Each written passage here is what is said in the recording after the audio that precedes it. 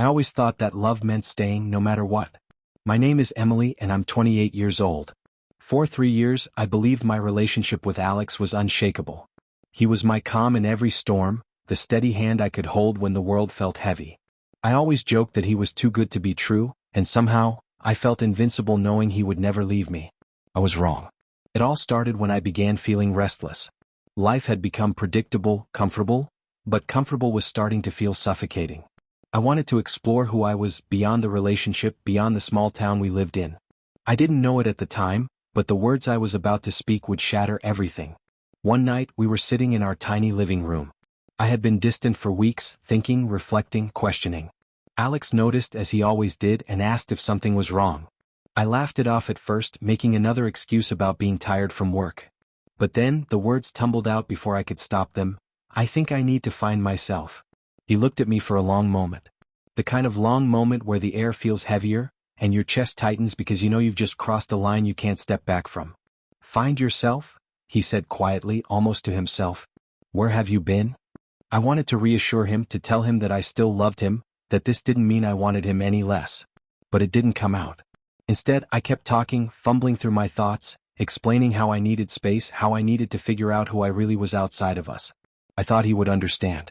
I thought he would nod, maybe even encourage me. After all, I had been supportive of his dreams for years. But Alex didn't nod. He didn't speak. He just sat there, silent, and I could feel the shift.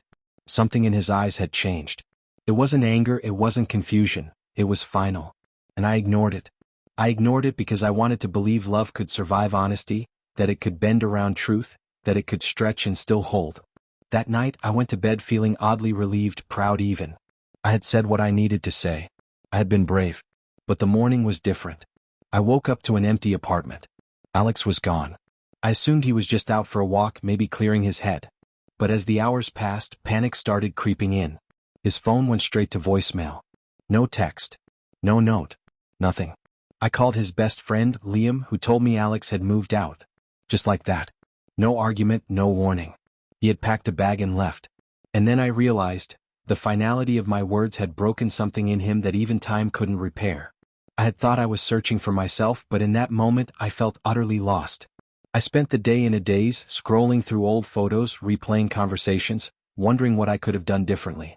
Could I have phrased it better? Could I have softened the blow? But deep down I knew the truth. The damage wasn't in the words, it was in the years I had unknowingly taken him for granted. Every little joke, every casual dismissal, every moment I assumed he would always be there had built a wall I hadn't seen. And the finding myself line had been the final crack. Days turned into a week. Calls went unanswered.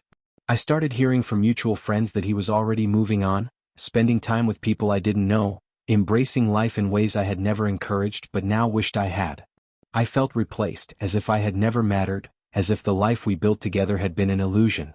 I tried to reach out, to apologize, to explain that I hadn't meant to hurt him, but it was too late. The silence that had once comforted me now tormented me. I realized that love, real love, isn't just about staying, it's about being respected, about being valued, about mutual investment. I had taken that for granted. And then I read his first message after he left. It was short, almost clinical. I wish you well. I can't be part of this anymore. That was it. No bitterness, no drama, just a statement of finality. I couldn't reply.